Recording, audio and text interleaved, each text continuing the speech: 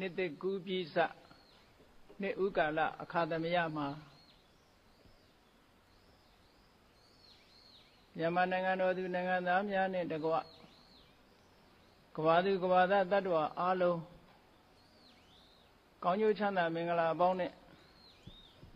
Pisunya Bazi Lu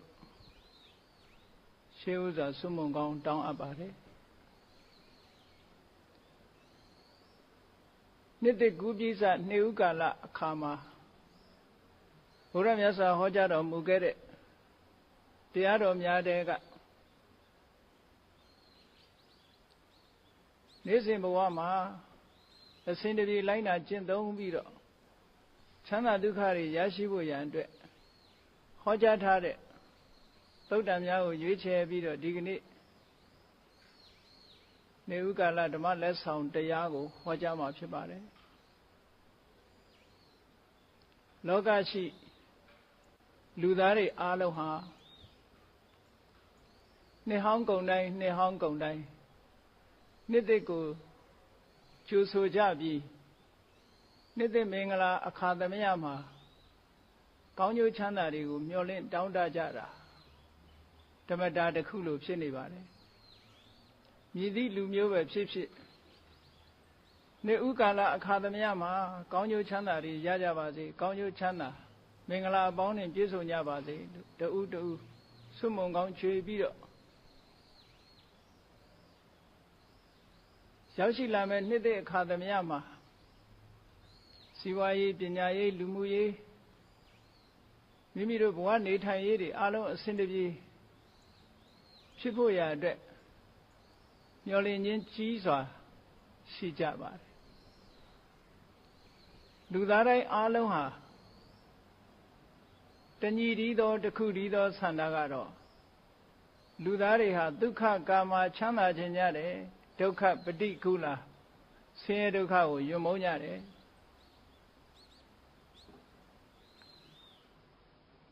Chanda Janyari Adreja Chanda Bo Nila, Amumio, Shajan Bido, Chanda Duka Yashi Adre Juban Ato Nijara, Sipa Todole Chanda Dukago Saya Simane a Joundia Gada Pinaina Pilu The Chuchu the Joundia Yaha Chana Dukago, Mabinaimu, Mabina Joundia Yago Lekan Jindoni me solution, Mimiro Myoman Chana Dukago, Miyashi Bene Dokari Pinle Wijayada, Tadwari, Chini, Delu Shiva Dajamulu Yasabiaga Chana Duka Diachine Buguri, the guest Simane Chana Dukago, P9 de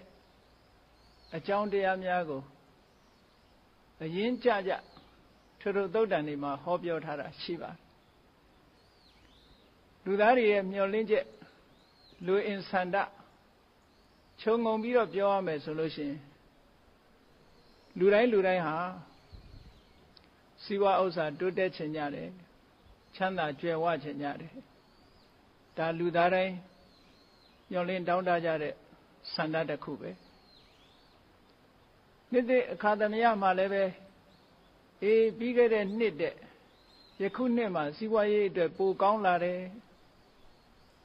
Pukang Lali me so that Yolinja di Shija Shoot on Mumugani Chibido Birin Sayamya Sare Buguri Hobyo Jema Ion Saibido Luria Yolinja di Jiso Tajar Longere Nide A Kukupion Lare Nideha Siwaye Pukame Dilu Yolinja E Buddha Yasaga Siwa Chanda Chenyara, Lurai, Myolinja de Kuba. Todo to Myolinja, Lurai Ya, the last of Mayana Bude. Bajan Mayana in Adonsoro, Mangane, Jow, Mangane, Lanyomoma Mashout Nine Lobabe. Bajan Siwa Chanda, do the 9 days so that Mangane, John Diago. Lurai, Shadow, Kepa. Now Sanada Kuga, လူလောကမှာဂုဏ်ရှိတရေရှိနာမည်ကျော်ကြားတဲ့ပုဂ္ဂိုလ်ဖြစ်ခြင်းတယ်ဒါလည်းလူတွေရဲ့စီးပွားဥစ္စာရှိပြီးတဲ့နောက်မှာမျှော်လင့်ချက်တစ်ခုပါပဲထပ်ပိုးလာတဲ့မျှော်လင့်ချက်တစ်ခုအဲ့ဒီမျှော်လင့်ချက်ဟာလူတိုင်းမျှော်လင့်တဲ့အတိုင်းဖြစ်သလားဆိုတော့မဖြစ်နိုင်ဘူးအမတန်ဖြစ်ခဲတဲ့အရာတစ်ခုဖြစ်ပါတယ်စီးပွားဥစ္စာတိုးတက်ဖို့မျှော်လင့်တယ်နာမည်ကျော်ကြားပြီးတော့ဂုဏ်သတင်းကြီးထွားဖို့မျှော်လင့်တယ်နောက်တစ်ခုလိုအပ်ချက်ဘာချမ်းနေသလဲလို့ဆိုရင်စီးပွားဥစ္စာတွေလည်းတိုးတက်တယ်ဂုဏ်သတင်းလည်းကျော်ကြားတယ်လူတွေရဲ့ဆန္ဒပြီးသွားပြီလားဆိုမပြီးသေးဘူးနောက်ထပ်ဘာမျှော်လင့်မြန်တော့ဆိုရင်ချမ်းချမ်းမာမာနဲ့အသက်ရှိခြင်းကြတယ်ဒါတတိယမျှော်လင့်ချက်တစ်ခုလူလောကမှာစီးပွားရေးလည်းကောင်းတယ်ဂုဏ်သတင်းလည်းကြီးတယ်ချမ်းလည်းချမ်းပါတယ်အသက်ရှိလည်းအသက်ရှိတယ်ဆိုတော့တဘဝအတွက်တော့လိုအပ်ချက်တွေအလုံးပြည့်စုံသွားပြီလို့ဆိုရမှာပါသို့တော့လူတွေရဲ့မျှော်လင့်ချက်ကတော့မကုန်သေးဘူးဘာမျောနေကြပြန်တော့ဆိုလို့ရှိရင်မနေရလို့ဒီဘဝကိုစွန့်ခွာသွားတဲ့အခါမှာကောင်းရာဒုက္ခတိရောက်ချင်တယ်ဒါနောက်ဆုံးမျှော်လင့်ချက်ပါလူတိုင်းဟာဒီမျှော်လင့်ချက်ကရှိကြပါတယ်ဘယ်ဘာသာဝင်မဲ့ဖြစ်ဖြစ်ဘုရားဘာသာဝင်နေတာမဟုတ်ဘူးဒီဘဝကမနေရလို့ဇတ်သိမ်းဘဝတစ်ခုဇတ်သိမ်းသွားတဲ့အခါမှာကောင်းရာဒုက္ခတိရောက်ဖို့ဆိုတဲ့မျှော်လင့်ချက်ဟာဒါနောက်ဆုံးမျှော်လင့်ချက်လို့ပြောရမှာပါလူသားတွေဟာကမ္ဘာပေါ်မှာရှိတဲ့လူသားတွေအလုံးဟာဒီမျှော်လင့်ချက်နဲ့နှစ်ပေါင်းများစွာနေထိုင်နေကြတာဖြစ်တယ်ဒါကြောင့်မို့လို့နှစ်ဟောင်းတစ်ခုကုန်လို့နှစ်သက်တစ်ခုကျုံလာတိုင်းဒီလိုမျှော်လင့်ချက်တွေကိုကြီးစွာထားပြီးတော့လာကြတယ်လူလောကမှာချမ်းသာဖို့အစစအရာရာအစဉ်ပြေဖို့ဆိုတဲ့နေရာမှာဘယ်လိုဟာတွေကချမ်းသာတာတော့ချမ်းသာဒုက္ခဆိုတာလူတွေကမျှော်လင့်ချက်အတိုင်းရလာတဲ့အခါမှာဘယ်လိုချမ်းသာမျိုးတွေရတယ်လဲလူတွေရရှိနိုင်တဲ့ချမ်းသာကိုလည်းမြတ်စွာဘုရားကဟောကြားထားတာရှိတယ်နံပါတ်1လူတွေရရှိလာတဲ့မျှော်လင့်ချက်အတိုင်းအောင်မြင်လာလို့ရရှိလာတဲ့ချမ်းသာကအဋ္ဌိဒုက္ခရှိချမ်းသာတဲ့ရှိချမ်းသာဆိုတာကိုယ်မှာစီးပွားဥစ္စာတွေအစဉ်ပြေလို့ပစ္စည်းဥစ္စာတွေရှိတယ်စိန်ရွှေရတနာတွေရှိတယ်လိုအပ်တာမှန်သမျှလူဘဝလိုအပ်ချက်မှန်သမျှကိုယ်မှာပြည့်ပြည့်စုံစုံရှိတယ်အဲ့ဒီပြည့်ပြည့်စုံစုံရှိတာကိုအကြောင်းပြုပြီးတော့ဒုက္ခသောမနတကိုချမ်းသာမှုစိတ်ချမ်းသာမှုလေးတွေရကြတယ်ဒါကိုမြတ်စွာဘုရားကအဋ္ဌိဒုက္ခရှိလို့ရတဲ့ချမ်းသာမျိုးတဲ့ဒါလူတွေခံစားရတဲ့ချမ်းသာတစ်ခုပဲရှိလို့ရတဲ့ချမ်းသာကရှိတုံးပဲချမ်းသာနိုင်တာမရှိတော့ဘူးဆိုလို့ရှိရင်ချမ်းသာဒုက္ခလည်းပဲဆုံးရှုံးသွားနိုင်တယ်ဒါကြောင့်မို့လို့တည်မြဲတဲ့အရာတော့မဟုတ်ဘူးရှိနေတုံးမှခံစားရတဲ့ဒုက္ခမျိုးတဲ့အဋ္ဌိဒုက္ခနောက်လူတွေအခါအားလျော်စွာရတဲ့ချမ်းသာဒုက္ခတစ်မျိုးကဘာတုံးဆိုရင်ဘောခဒုက္ခအသုံးပြုရတဲ့ချမ်းသာအသုံးပြုရလို့ဖြစ်ပေါ်လာတဲ့ချမ်းသာတိုက်ရှိလို့တိုက်နဲ့နေရတယ်ကားရှိလို့ကားစီးရတယ်ပစ္စည်းဥစ္စာတွေရှိလို့ပစ္စည်းဥစ္စာတွေကိုအသုံးပြုပြီးတော့မိမိလိုချင်တာတွေရတယ်မိမိလိုရင်ဆန္ဒတွေဖြည့်တင်းလို့ပစ္စည်းဥစ္စာတွေသုံးစွဲလို့စိတ်ချမ်းသာမှုကိုချမ်းသာမှုလေးတွေရအဲ့ဒီစိတ်ချမ်းသာမှုကိုချမ်းသာမှုတွေဟာဘောဂဒုက္ခလို့ခေါ်တယ်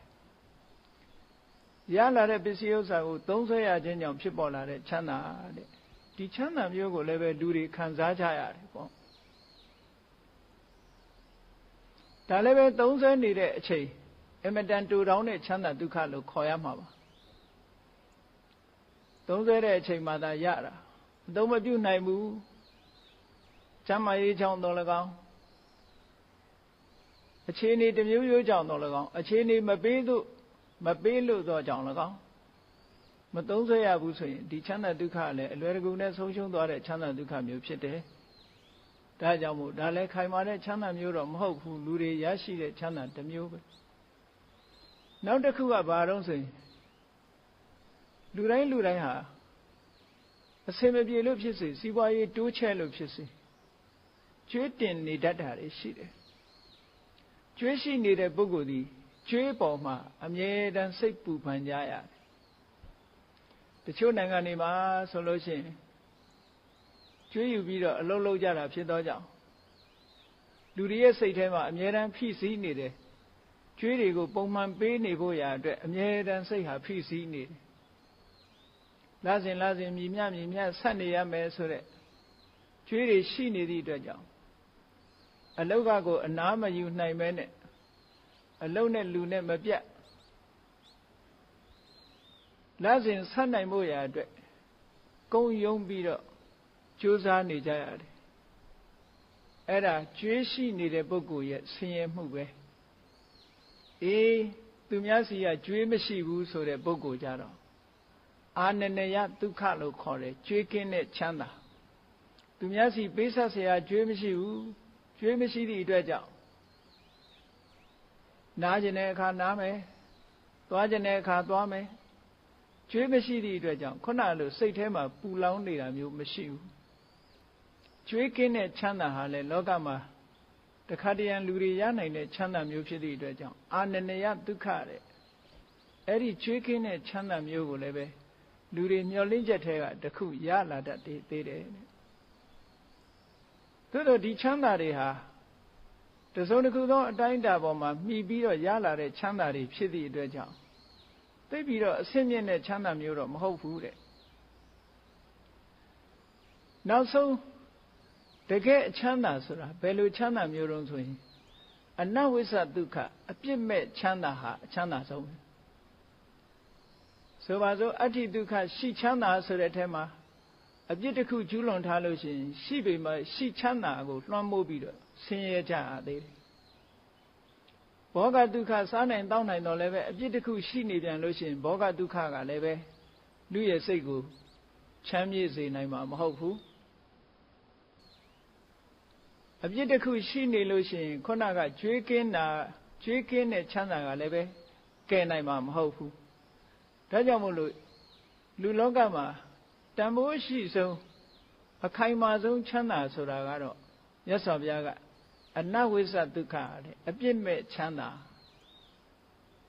ကိုယ်အနေနဲ့ကာယကံအပြစ်မျိုးဝစီကံအပြစ်မျိုးမနောကံအပြစ်မျိုးဘယ်ဘက်ကလှည့်ကြည့်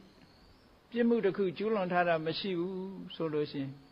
အဲ့ဒီပုဂ္ဂိုလ်ရရှိတဲ့အပြစ်ကင်းစင်လို့စိတ်ထဲမှာချမ်းသာပျော်ရွှင်ရတဲ့ချမ်းသာဟာခုနကပြောတဲ့စားသုံးရတဲ့ရှိတဲ့ချမ်းသာတို့စားသုံးရတဲ့ချမ်းသာတို့ကျွေးကင်းတဲ့ချမ်းသာတို့တဲ့ပို့ပြီးတော့ကောင်းတဲ့ချမ်းသာတစ်ခုလို့မြတ်စွာဘုရားအဒီလိုဟောတာပါအေးလောကလူသားတွေဟာမျောလင်းချက်တွေနဲ့နေကြတယ်အခါအားလျော်စွာချမ်းသာဒုက္ခတွေရတယ်အဲ့ဒီချမ်းသာဒုက္ခတွေတဲကအပြစ်မဲ့ချမ်းသာဆိုတာကြတော့လူတိုင်းရကြတာမဟုတ်ဘူးရှိချမ်းသာခံစားတဲ့လူလည်းအပြစ်မဲ့ချမ်းသာရခြင်းမှရတယ်သုံးဆောင်မှုချမ်းသာဆိုတဲ့ဘောဂဒုက္ခကိုခံစားနေရတော့လည်းပဲအပြစ်မဲ့ချမ်းသာရခြင်းမှရတယ်အာနနေယဒုက္ခလို့ကြွေးကင်းချမ်းသာခံစားနေရတော့လည်းပဲအနဝိဇ္ဇဒုက္ခဆိုတဲ့အပြစ်မဲ့ချမ်းသာမျိုးရခြင်းမှရတယ်အပြစ်မဲ့ချမ်းသာဒီချမ်းသာ၄မျိုးမှာတော့အကောင်းဆုံးသောချမ်းသာမျိုးဖြစ်ပါတယ်